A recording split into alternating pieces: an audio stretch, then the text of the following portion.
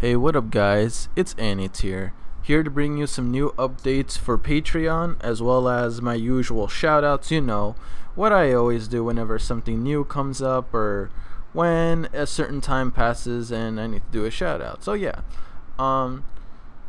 check on the corner side of the screen. You'll see the new latest additions to Patreon. Anything that you see that interests you, make sure to check it out. And yeah, anyway, let's just get to the shoutout.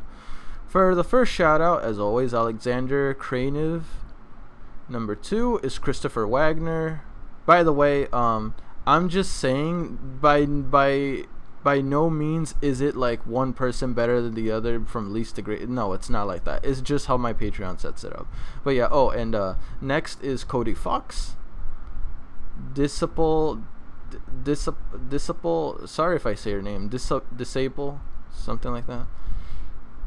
After that is D Master XD, Ishinglen Enzi, In Need of Church, Crakes, unless it's Cray X, I'm assuming anyway. Next is Lukmal, Pastel, and our newest addition, Snookies 13. Appreciate you joining the Patreon. After that is Typhlosion Productions. I don't know why I butchered that. Excuse me. But yeah, so that's it for our Patreon so far. Hopefully you and guys decide to join the Patreon. But regardless, whether you do or don't, I still love you anyway. So yeah, if you happen to see anything right now on the corner that catches your attention, go over to my Patreon. Link is in the description. And yeah, hopefully to see more of you guys over there. It's either sooner or later. But yeah, other than that, that's it for the Patreon. See you guys all in the review. Peace.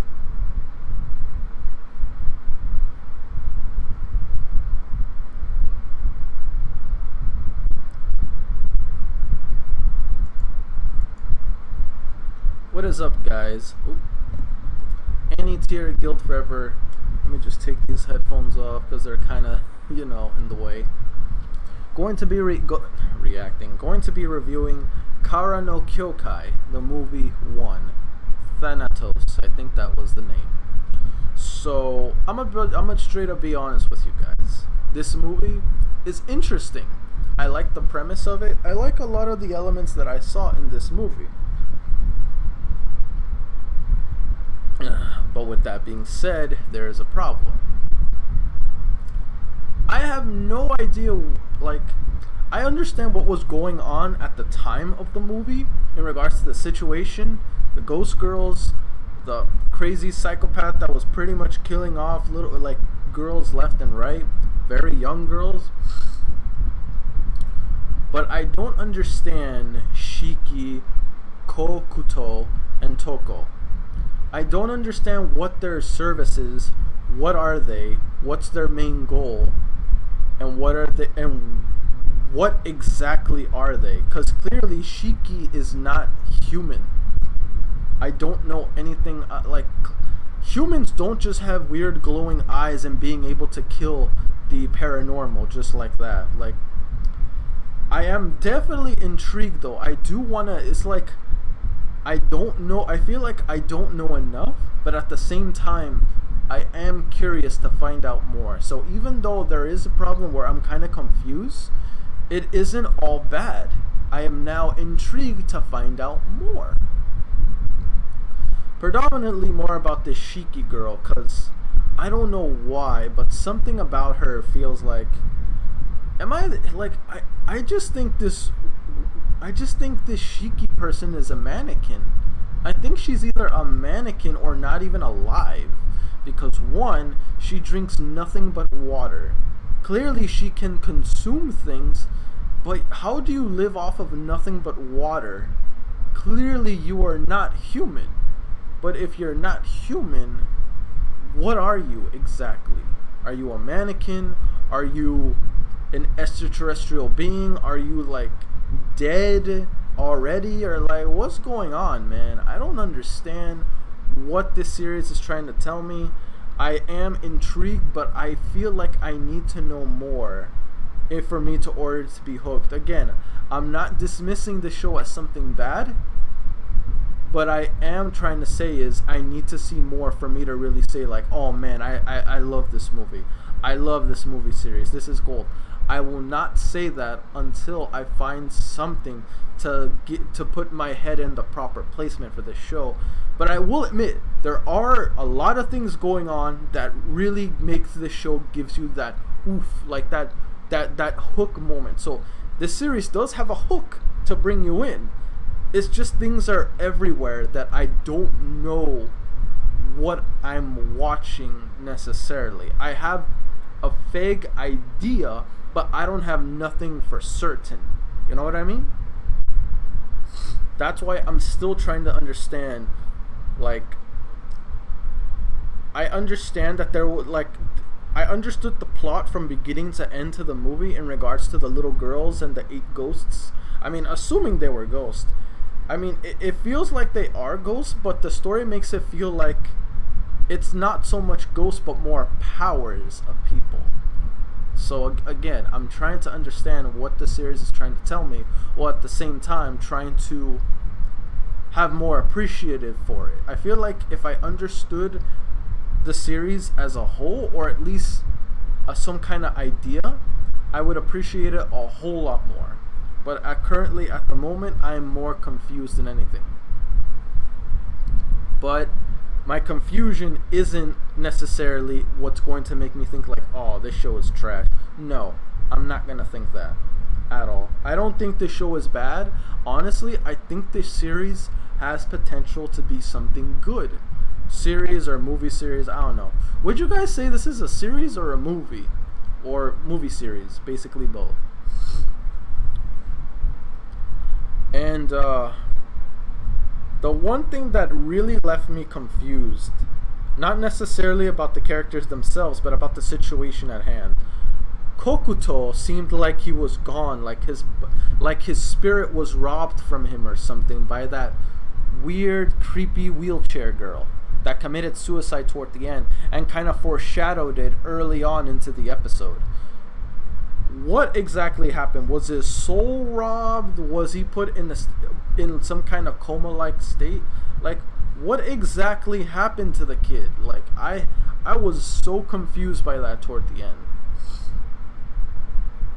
So, I'm not saying explain to me everything going around Kara no Kyoukai, but I just want to know what the hell happened to Kokuto.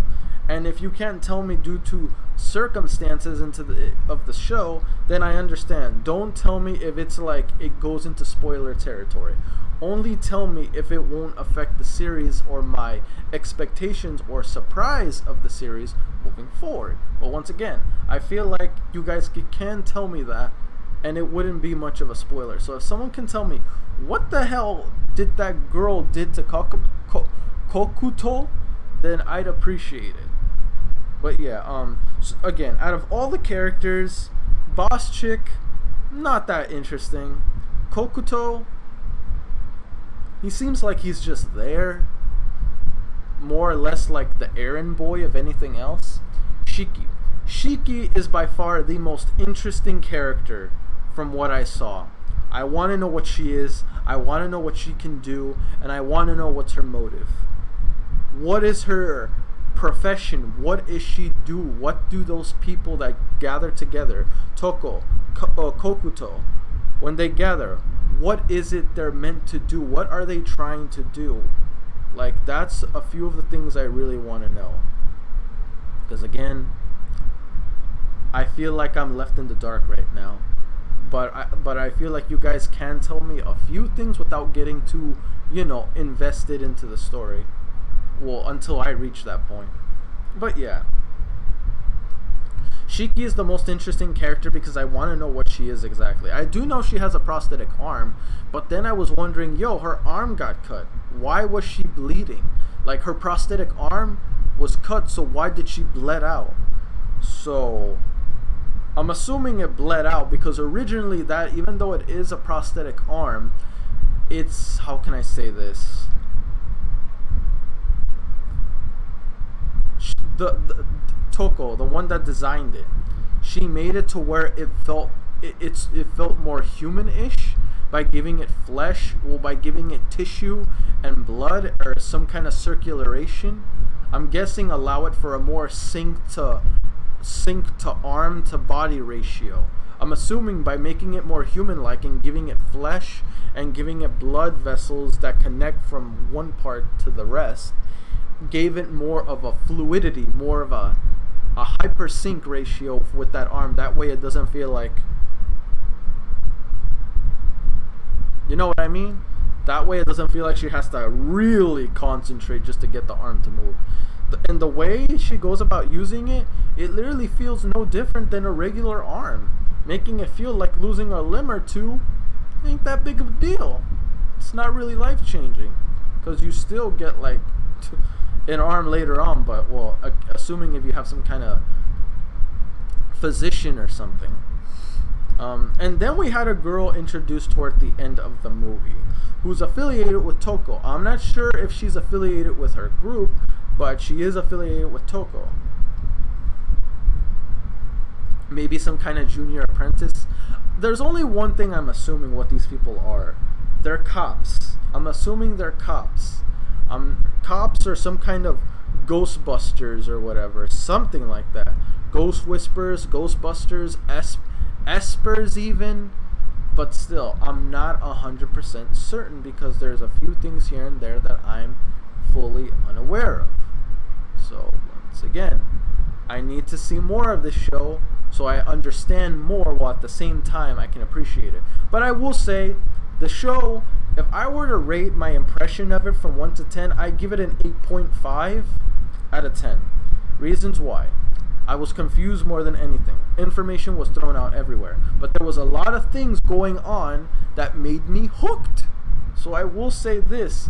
This movie series has caught my eye. Like, I'm with it. But I need to see more to say, that's my shit. You know what I mean? Like, I need to see more. I need to understand more. And I need to I feel like what would really, really, like, cement my investment into this movie series is understanding Shiki more. Because once again, that girl is my biggest curiosity. She is like the biggest mystery. From glowing eyes to suddenly being able to fight extraterrestrial. I don't know why I said that. From fighting ghost girls or using some weird mystic power. Excuse me. But again, only time will tell. But I again, for the last time, I will say, very much so invested. But other than that, let's just mention the questions, man. Question 1. Question 1. When you first saw this series, at a certain point, which character, so based on this first movie, which one caught your interest the most, and tell me why?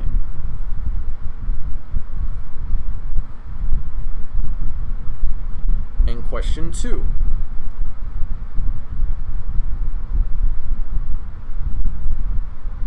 I don't know if I want to ask this question because it's a bit on the, I don't know, I feel like it's kind of real deep, a bit too real. No, I was going to mention something relating to suicide, but no, I think that's a bit too real. But anyway,